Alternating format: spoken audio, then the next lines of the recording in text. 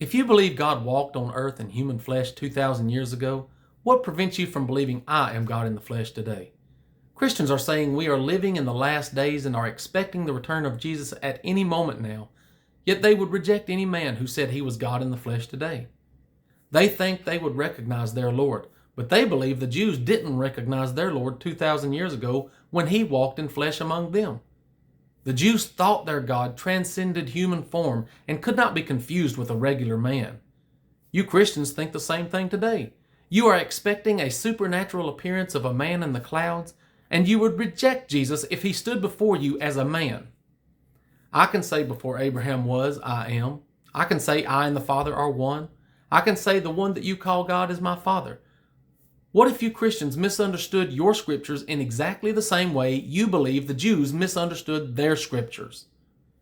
You will reject your Lord too if he doesn't fit your preconceived notions of who you think he's supposed to be. All I want is equity and justice for all humanity. I want to end corruption and greed and the abuse of power. I want to end hunger and homelessness and unnecessary suffering. I want to tear down corrupt systems that create injustice and the abuse of power. And I want to build up the poor and marginalized people who deserve to live a good life just as much as you or I. All religions are the result of the abuse of power. All religions need to be recognized as evil scams deliberately created by evil humans who wanted to control and manipulate people with lies. We need to focus on ending evil and corruption on earth in our generation and for future generations. We need to prioritize life over death.